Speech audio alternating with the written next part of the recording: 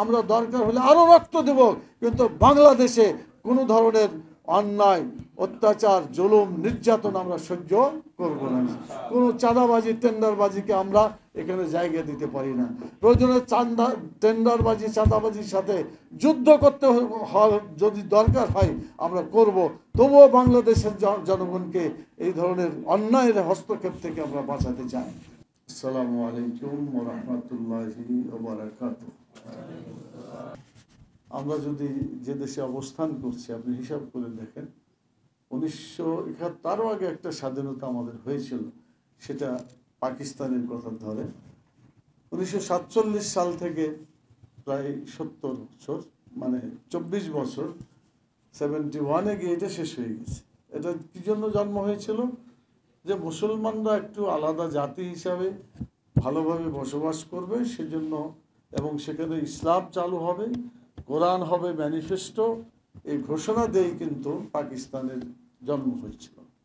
এখন আপনারাই বলেন, যে উদ্দেশ্যে কোনো দেশ প্রতিষ্ঠিত হয় আর সেই আদর্শ যদি বাস্তবায়িত না হয়, সেই আদর্শকে মানে বাস্তবায়ন না করলে পরে সেই দেশে থাকাটা কি যথার্থ হবে? এটা মোটেই হবে না। উদ্দেশ্য লক্ষ্য নাই, ওই দেশের দরকারই।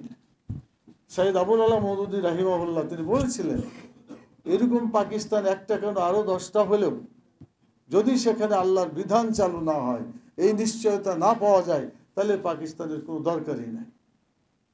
অর্থাৎ আল্লাহর আইন যেখানে থাকবে, আল্লাহর বিধান যেখানে থাকবে, মুসলমানরা সেখানে নিরাপদ থাকবে, শান্তিতে থাকবে। তো দেখা গেল পাকিস্তানে সেটা হয় না।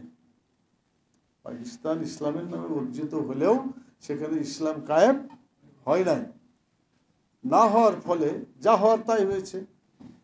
শেষ পর্যন্ত 24 বছরের মাথায় পাকিস্তান ভেঙে টুকরা হয়ে গেছে। এটাই হওয়া উচিত ছিল। একটা দেশ যখন কোনো কমিটমেন্ট নিয়ে আত্মপ্রকাশ করে, অত সেই কমিটমেন্টকে বাস্তবায়ন করে না, অথবা করার চিন্তাও তাদের মাথার মধ্যে থাকে না, তখন সেই দেশকে আল্লাহ তাআলা রাখার কোনো প্রয়োজন মনে করেন না। একইভাবে 1971 সালে একেবারে 2024 পর্যন্ত কয় বছর হয়? প্রায় 54 বছর। কি উদ্দেশ্য ছিল আপনাদের সকলেরই জানা আছে। একটা ডিসপ্যারিটি ছিল, পূর্ব পাকিস্তান পশ্চিম পাকিস্তানের মধ্যে বৈষম্য ছিল। এই বৈষম্য থাকবে না, বৈষম্যহীন বাংলাদেশ হবে, একটা টার্গেট ছিল। আর মানুষ সবাই খেতে পাবে, ভোটের অধিকার তাদের থাকবে, আমার ভোট আমি দিব, যাকে ইচ্ছা তাকে দিব, এই স্লোগান নিয়ে কিন্তু বাংলাদেশের জন্ম হয়েছিল। দীর্ঘ 54 বছরের ইতিহাস, একই রিপিটিশন। পাকিস্তান ইসলামী আদর্শ, মুসলমানদের জাতিসত্তা আলাদা হবে, তারা আলাদাভাবে তাদের আদর্শ নিয়ে টিকে থাকবে, এই কথা বলে তারা এই আদর্শের উপরে টিকে থাকতে পারে না, যার ফলে দেশ শেষ হয়ে গেছে। বাংলাদেশের জন্মে যে উদ্দেশ্য লক্ষ্য নিয়ে জনগণকে বলা হয়েছিল, একইভাবে এই উদ্দেশ্য সফল হয় নাই। না হওয়ার ফলে জনরোষ বাড়তে বাড়তে এক পর্যায়ে 2024 সালের জুলাই এবং 5ই আগস্ট পর্যন্ত এই আন্দোলন চলছে। আমরা 36শে জুলাই বলি, মানে ওইদিকে 31শে জুলাই আর এদিকে 5 আগস্ট, 31 আর 5 36, মানে টোটালটাকে একটা মাস করে নিয়ে আমরা 36শে জুলাই বলি। আসলে তো 36শে জুলাই বলে কোনো ক্যালেন্ডারে কোনো কথা নাই। ইতিহাস হয়তো যারা বুঝবে না তারা এটা ভুল ব্যাখ্যা হইতে পারে, কিন্তু ব্যাখ্যা এটাই, টোটাল টাইমটা ছিল 36 দিনের। এই জন্য এটাকে 36শে জুলাই বলে আমরা এখন এটাকে ব্যবহার করি। আজকে 10ই মুহররম, ঘটনাক্রমে আজকে জুলাইয়ের আগে, আজকে জুলাই কত? 6 তারিখ, মানে আমরা সেই তারিখের মধ্যে এটা করছি। তো যে বিপ্লব তখন সাধিত হয়েছে, মুহররম মাসের আজকের এই আদর্শ নিয়ে যদি আমরা আলোচনা করি, ঘটনা নিয়ে আলোচনা করি, তাহলে দেখব মুহররম হচ্ছে মুসলমানদেরকে উজ্জীবিত করার জন্য, হকের পথে জীবন দেওয়ার জন্য, জালেমের বিরুদ্ধে অবস্থান গ্রহণ করার জন্য একটা উৎসাহ সৃষ্টিকারী মাস হিসাবে আল্লাহ তাআলা অনেক দিন ধরে এটা চালাচ্ছেন। আমরা জানি যে রাসূল সাল্লাল্লাহু আলাইহি সাল্লামের জন্মের তার ওফাতের 50 বছর পরে এই কারবালার ঘটনা ঘটল, প্রায় 51 বছরের দিক। তা আপনারা বলেন রাসূল সাল্লাল্লাহু আলাইহি সাল্লাম কি তাহলে আশুরা বলতে এই 10ই মুহররমকে বুঝাইছেন, মানে কারবালার ঘটনাকে বুঝাইছেন? আসলে এটা ঠিক না। ইতিহাস যে কথাগুলো একটু আগে আলোচনা হয়েছে, আমি রিপিট করছি না, আমাদের আব্দুল মান্নান ভাই তো বললেন বোধহয় যে অনেক কথাবার্তা আছে, মুহররমে কি হয়েছে, এটা হয়েছে, এটা হয়েছে, অনেক তথ্য আছে, কিন্তু ভিত্তি নেই। এটা খুব সুস্পষ্ট, কিন্তু মাশহুর ভাবে প্রচলিত আছে যে এগুলো ঘটেছে। তো আমি ওদিকে যাচ্ছি না, আমি যে দিকে যেতে চাই সেটা হলো আল্লাহ তাআলার প্ল্যানিং হচ্ছে জাল হক ওয়া জাকাল বাতিল ইন্নাল বাতিলা কানা জাহুকা। সত্য প্রতিষ্ঠিত হবে, বাতিল ধ্বংস হবে। আর দুনিয়াতে বাতিল এসেছে ধ্বংস হওয়ার জন্য। ইসলামই একমাত্র হক। ইসলাম ছাড়া যা কিছু আছে সবগুলা বাতিল, সবগুলো মানুষের জন্য ক্ষতিকর। এখন যারা হক নিয়ে কাজ করবে তাদের বোঝা দরকার হক এমনি এমনি কায়েম হবে না, হকের সাথে বাতিলের একটা সংঘর্ষ হবে। অতীতে হয়েছে, এখনো হচ্ছে, ভবিষ্যতেও হবে। হক এবং বাতিল পাশাপাশি থাকতে পারে না সংঘর্ষ ছাড়া। এই সংঘর্ষ হয়, আর আল্লাহ তাআলা হককে বিজয়ী করেন, বাতিলকে পরাজিত করেন। এই দীর্ঘ ইতিহাস আমরা যেটা দেখতে পাচ্ছি বা আলোচনা এখন করতে যাচ্ছি, এই আলোচনার মূল কথাই হচ্ছে বাতিল পরাজিত হয়েছে, হক বিজয়ী হয়েছে। অনেকে বলবেন যে মুসলমানরা নিহত হয়েছে, তারপরে রাসূলুল্লাহ সাল্লাল্লাহু আলাইহি সাল্লামের দৌহিত্র তারা ইমাম হুসাইন রাদিয়াল্লাহু তাআলা আনহু নিহত হয়েছেন, তাহলে তো পরাজিত হলো না। মুসলমানরা হকের জন্য জীবন দিলে এটাকে পরাজিত বলে না। আল্লাহ রাসূল সাল্লাল্লাহু আলাইহি ওয়াসাল্লাম বলেছেন যারা হকের জন্য জীবন দিতে পারে সত্যিকার বিজয়ী হচ্ছে তারাই। কারণ দুনিয়ার 60 বছর জীবন, 70 বছর জীবনে আরামে থাকা, আর মৃত্যুর পরে কোটি কোটি জীবন, যার শুরু আছে শেষ নাই, সেই জীবনে যদি আরামদায়কভাবে তার জীবন পরিচালিত করতে পারে এবং সেখানে আল্লাহ তাআলা তাদেরকে আরামে রাখেন। জান্নাতে যাওয়া মানে এমন একটা জায়গায় যাওয়া যেটার মানে চিন্তাই করা যায়। মা লা আইনুন রাত, হাদিসের পরিভাষায়, যে তোমার চোখ কোনোদিন দৃশ্যটা দেখে না। ওয়ালা ওজুনুন সামিআত, কান কোনোদিন সেটা শুনে নাই। ওয়ালা খাতারা আলা কালবি বাশার, মানে অন্তরে কোনোদিন চিন্তাও করতে পারে না। আলহামদুলিল্লাহ, এত একটা সুন্দর দৃশ্যের কথা আল্লাহ রাসূল সাল্লাল্লাহু আলাইহি সাল্লাম ফুটিয়ে তুলেছেন যে কান শুনে নাই, চোখ দেখে নাই, অন্তরে চিন্তাও করতে পারে না। এমন একটা সুন্দর পরিবেশে মানুষ থাকবে। এটার জন্য আল্লাহ রাসূল সাল্লাল্লাহু আলাইহি সাল্লাম বলেছেন দুনিয়াতে থাকার জন্য তিনি লালায়িত হন নাই, বরং শহীদ হিসাবে জীবন দেওয়ার জন্য তিনি বলেছিলেন আমার ইচ্ছা হয় আমি একবার শহীদ হব, তারপরে আবার জীবিত হব, আবার শহীদ হব, আবার জীবিত, আবার শহীদ, মানে 3 বার বলেছে। মিশকাত শরীফের একটা হাদিসে পাওয়া যায় যে যারা শহীদ হয়ে জান্নাতে চলে যায়, ওই জান্নাতবাসীকে আল্লাহ তাআলা জিজ্ঞেস করবেন যে তোমরা চাও কি নিবে, চাও? তো বলছে আল্লাহ কি নেব, অনেক তো যা আছে সবই তো আমাদের যা দরকার সব পেয়েছি, আর চাওয়ার তো কিছু নেই। চাও মানে আল্লাহ তাদের কাছ থেকে একটা কিছু চাইতে বলছেন। শেষ পর্যন্ত যারা শহীদ হয়েছিলেন তারা বলবেন যে আল্লাহ আমাদের একটাই দরখাস্ত আপনার কাছে, সেটা হলো আমরা আবার দুনিয়াতে যেতে চাই, আবার শহীদ হয়ে তোমার কাছে ফিরে আসতে চাই। মানে শহীদের মর্যাদা, শাহাদাতের মর্যাদা কত বেশি হাদিস থেকে বোঝা যায়। তো সম্মানিত ভাইয়েরা, আপনারা যারা শ্রোতা এখানে আছেন, বেঁচে থাকাটা মুমিনের জন্য বেশি লাভজনক না শহীদ হিসাবে আল্লাহর কাছে ফিরে যাওয়াটা বেশি লাভজনক? এই জন্যই মুমিন মাত্রই তারা কামনা করে আমরা শহীদ হব। তো সেই শহীদের যাত্রা নিয়ে, কামনা বাসনা নিয়েই আমাদেরকে দুনিয়াতে থাকতে হবে। বিগত যে 54 বছরের যে ঘটনা বলি, আমরা যদি এটাকে মুহররমের চেতনা সম্পর্কে তুলনা করে দেখি তাহলে দেখব যে ওই যে বলা হলো যে ডিসপ্যারিটি থাকবে না, বৈষম্য থাকবে না, গণতন্ত্র প্রতিষ্ঠা হবে, আমার ভোট আমি দিতে পারবো এবং আমি ভালো মতো ভাত খেতে পারবো, ভোটের অধিকার ভাতের অধিকার, মানে একটা মুখরোচক স্লোগান। কিন্তু দেখা গেল যারা এই আন্দোলনের স্লোগান যারা দিয়ে আন্দোলন সৃষ্টি করেছিল তারা কিন্তু তাদের এই উদ্দেশ্য থেকে পিছন দিকে সরে গেল, তাদের এই চিন্তা চেতনা মনেই থাকলো না। প্রথমেই এসেই তারা দেখা গেল মানুষের মতের উপর আঘাত হানলো, মানুষের স্বাধীনতার উপর তারা আঘাত হানলো। আপনাদের মনে আছে যে সমস্ত দলগুলাকে কি করা হলো, নিষিদ্ধ করা হলো, আর একটা দল তৈরি করা হলো যার নাম ছিল বাকশাল। এই বাকশাল ছাড়া আর কোনো দল সেখানে অ্যালাউ ছিল না।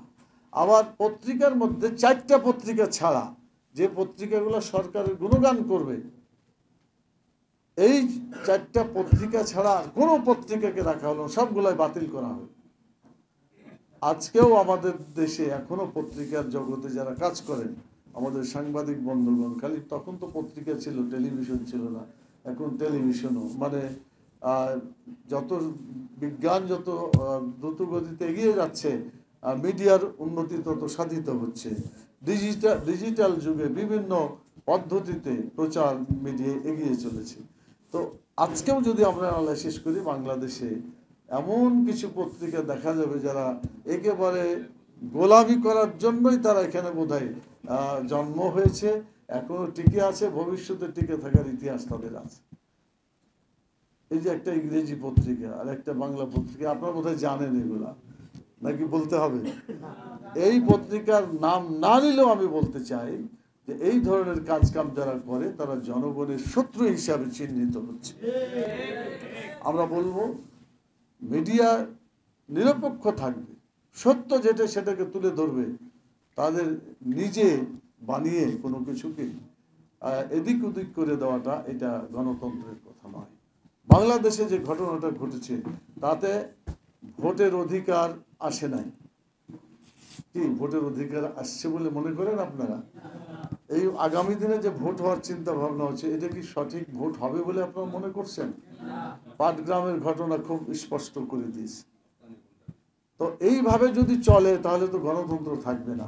গণতন্ত্রকে প্রতিষ্ঠা করার জন্য আন্দোলন আরো জোরদার করতে হবে এবং যে সমস্ত অতীতে যাদের চরিত্র গণতন্ত্র বিরোধী, মানে সরকারের পদলেহন করেছে যারা, আরো খারাপ কথাই বললে আমি একটু নিচের দিকে যাচ্ছি, 5-8 গোলামি যারা করেছে, এই গোলামরা যতদিন এখান থেকে সরে না যাবে ততদিন বাংলাদেশে সত্যিকার গণতন্ত্র প্রতিষ্ঠা হবে না। সেই জন্য আমাদেরকে চিহ্নিত করতে হবে। বাংলাদেশ জামাত ইসলামী খুব স্পষ্ট বলেছে, অপরাধ যারা করবে তাদের বিচার হতে হবে। বিচার যদি না হয় তাহলে অপরাধী আরো আস্কারা পেয়ে যাবে, বেড়ে যাবে। এই জন্য যাদের এখনো বিচার হয় নাই, দ্রুত গতিতে তাদের বিচার করতে হবে, এটা 1 নম্বর দাবি। আর 2 নম্বর দাবি হচ্ছে যে এর বিচারের সাথে সাথে সংস্কারের কাজগুলা ঠিক মতো করতে হবে। তাহলে বিচার তারপরে সংস্কার করা দরকার। আচ্ছা, আমাদের আরেকটা দাবি কিন্তু আছে, সে দাবিটা আপনারা জানেন যে আমরা জাতীয় নির্বাচনের আগে কি চাই? স্থানীয় নির্বাচন চাই। কেন চাই তার যুক্তিটা আমি বলতে চাচ্ছি।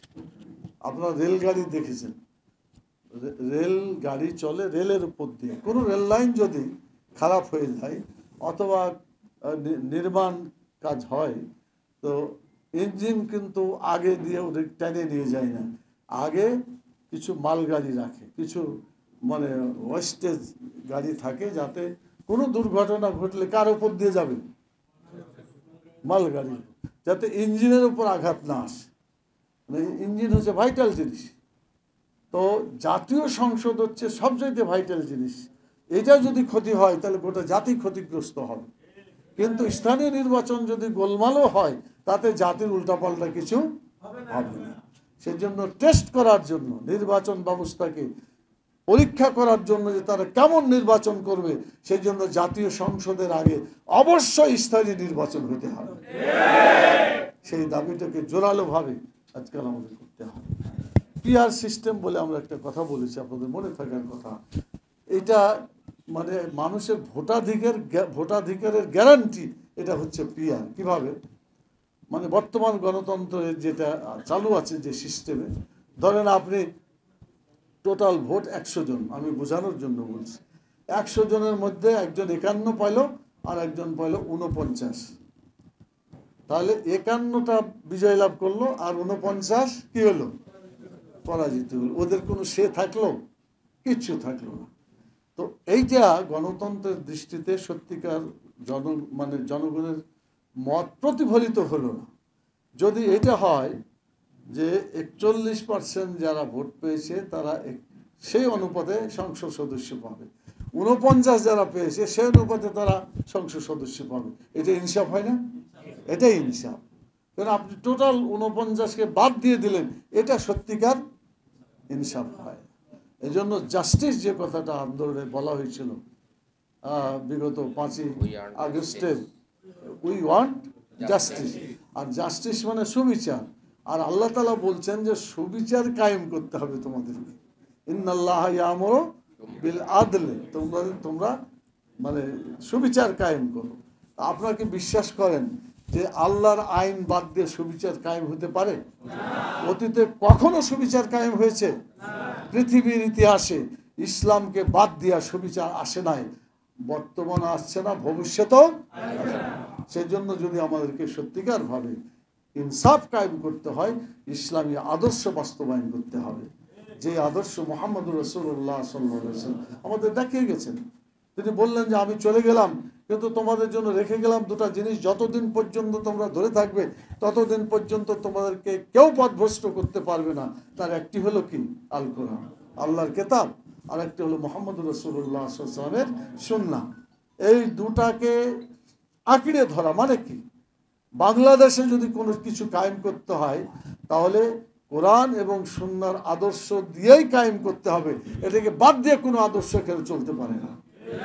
ধর্ম নিরপেক্ষতাবাদ জাহেলি মতবাদ, বাতিল মতবাদ, জাতীয়তাবাদ, সেটাও জাহেলি মতবাদ।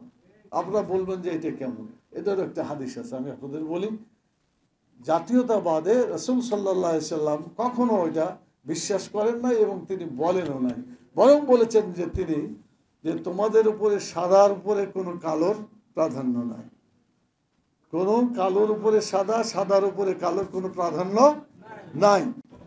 এই যে একটা চেতনা, মানে জাতীয় চেতনা, এইটা জাতির কারণে হবে না। একটা চোর চুরি করেছে, আপনার দলের লোক, আপনার জাতির লোক, আপনি তার পক্ষে সুপারিশ করবেন, এটা ইসলাম মোটেই সমর্থন করে না। একজন মহিলাকে ধরে আনলো, মনে আছে আপনাদের? রাসূল সাল্লাল্লাহু আলাইহি সাল্লামের কাছে এসে বললো যে এটা প্রভাবশালী মহিলা, এটার হাত কাটা না কাটার জন্য অনুরোধ করেছিলেন। তো যখন তারা অনুরোধ করলো, রাসূল সাল্লাম কি বলেছিলেন মনে আছে আপনাদের? যে আল্লাহর কসম, আমার মেয়ে ফাতিমাও যদি চুরি করত তাহলে আমি তার হাতটা কেটে দিতাম। তাহলে জাতীয়তাবাদের গোষ্ঠী খতম করে গেছেন মুহাম্মদুর রাসূলুল্লাহ সাল্লাল্লাহু আলাইহি ওয়াসাল্লাম। ইসলাম থাকলে জাতীয়তাবাদ থাকতে পারে না, আর জাতীয়তাবাদ হলে ইসলাম কায়েম হতে পারে না। সেই জন্য সব আদর্শই মানব রচিত, যে আদর্শই দুনিয়াতে এসেছে কোনোটাই মানুষের কল্যাণকর হতে পারে না। সেই জন্য বাংলাদেশ জামাত ইসলামী মনে করে মানব রচিত মতবাদটার নাম যাই হোক না কেন, বাংলাদেশের জাতীয় সংসদে সেটা চালু হতে পারে না। আগামী জাতীয় সংসদে আল্লাহর কোরআনকে, রাসূলের সুন্নাহকে কায়েম করতে হবে, তাহলে বাংলাদেশের সত্যিকার বৈষম্যহীন একটা সমাজ হবে, মানুষের কল্যাণকামী একটি রাষ্ট্র প্রতিষ্ঠা হবে। মুহাম্মদুর রাসূলুল্লাহ সাল্লাল্লাহু আলাইহি ওয়াসাল্লাম যেটা মদিনায় করেছিলেন, সেই মদিনা রাষ্ট্রের আদলে বাংলাদেশে যে সংবিধান হবে, ওই সময় যে 47টা সংবিধান হয়েছে আপনাদের মনে আছে, পড়ে দেখবেন। মদিনার ইসলামী রাষ্ট্রে 47 পয়েন্টের একটা সংবিধান আছে। সেই সংবিধানকে সামনে রেখে বাংলাদেশের সংবিধানকে রচনা করতে হবে। রাসূলের আদর্শ ব্যতীত সংবিধানের কোনো ধারা জনগণ মানবে না, যাদের ঈমান আছে তারা। সেই দিক থেকে আমরা পরিষ্কার করে বলতে চাই, আজকে আশুরার যে রক্ত দিতে পারি, আমরা জীবন দিতে পারি, কিন্তু আল্লাহর আইনকে বাদ দিতে পারি না। আল্লাহর আইন থাকলে আমরা আছি, আল্লাহর আইন নাই তো আমরাও নাই। আমরা দুনিয়াতে থাকবো হক নিয়ে, ইসলাম নিয়ে। আর যদি হক ইসলাম না থাকে, আমরা জেহাদ করে শহীদের আল্লাহর কাছে চলে যেতে চাই। মহরমের শিক্ষা হচ্ছে এটা। এই শিক্ষায় আসুন আমরা শিক্ষিত হই, আমরা আমাদের জীবনকে পরিচালনা করি। আপনাদেরকে অসংখ্য ধন্যবাদ জানাই আজকের এই দিনে আপনারা কথাগুলো শুনলেন। তবে এই কথাগুলো মানে সবারই কাছে যাওয়া দরকার, যে আজকে আশুরার শিক্ষা হচ্ছে একদিকে যেমন রোজা করা, আজকে রোজা করবেন, তার আগে পরে আরেকটা করুন। খালিফুল ইয়াহুদা ওয়ান নাসারা, ইহুদি এবং নাসারার বিরোধিতা করতে হবে। ওরা একটা করেছে, আমরা দুটা করি। আল্লাহ রাসূল সাল্লাল্লাহু আলাইহি ওয়াসাল্লাম সেটাই বলেছে। এবং মুহাম্মদুর রাসূলুল্লাহ সাল্লাল্লাহু আলাইহি সাল্লাম এটা বলেছেন যে যে ব্যক্তি যে জাতির অনুসরণ করবে, কাল কিয়ামতে তাকে সেভাবেই করতে হবে। এই জন্য মুসলমান শুধুমাত্র কোরআন হাদিসের অনুসরণ করবে। ইহুদি, নাসারা এবং জাতীয়তাবাদ থেকে দুনিয়ার যত মতবাদ আছে, কোনো মতবাদ মুসলমানরা গ্রহণ করতে পারে না। আসুন একমাত্র ইসলাম, শুধুমাত্র ইসলাম, কেবলমাত্র ইসলাম দিয়ে বাংলাদেশে শাসন করি, তাহলেই মানুষেরা কল্যাণ পাবে, জনগণ কল্যাণ পাবে। আল্লাহ তাআলা আমাদেরকে সেই কল্যাণের দিকে কাজ করে যাওয়ার তৌফিক দান করুন। প্রধান উপদেষ্টাকে আমরা বলবো, উপদেষ্টা যে সরকার বর্তমানে আছে, জনগণের দাবি হচ্ছে অপরাধীদের বিচার হতেই হবে। জনগণের দাবি হচ্ছে আগে সংস্কার হতে হবে, স্থানীয় নির্বাচন হতে হবে, পিয়ার সিস্টেমে নির্বাচন হতে হবে, আর লেভেল প্লেয়িং ফিল্ড হতে হবে। এই যতক্ষণ পর্যন্ত সমভূমিতে খেলা না হবে, যদি উঁচু নিচু থাকে, তাহলে কিন্তু খেলা ঠিক মতো ইনসাফপূর্ণ হবে না। ইনসাফকে বিজয়ী করার জন্য রক্ত দিয়েছিল সেই জুলাই আগস্টে যারা জীবন দিয়েছে তারা। আসুন আমরা তাদেরকে সামনে রেখে শপথ গ্রহণ করি, আমরা দরকার হলে আরও রক্ত দেব, কিন্তু বাংলাদেশে কোনো ধরনের অন্যায়, অত্যাচার, জুলুম, নির্যাতন আমরা সহ্য করব না। কোনো চাঁদাবাজি, টেন্ডারবাজিকে আমরা এখানে জায়গা দিতে পারি না। প্রয়োজনে টেন্ডারবাজি, চাঁদাবাজির সাথে যুদ্ধ করতে যদি দরকার হয় আমরা করব। তবুও বাংলাদেশের জনগণকে এই ধরনের অন্যায়ের হস্তক্ষেপ থেকে আমরা বাঁচাতে চাই।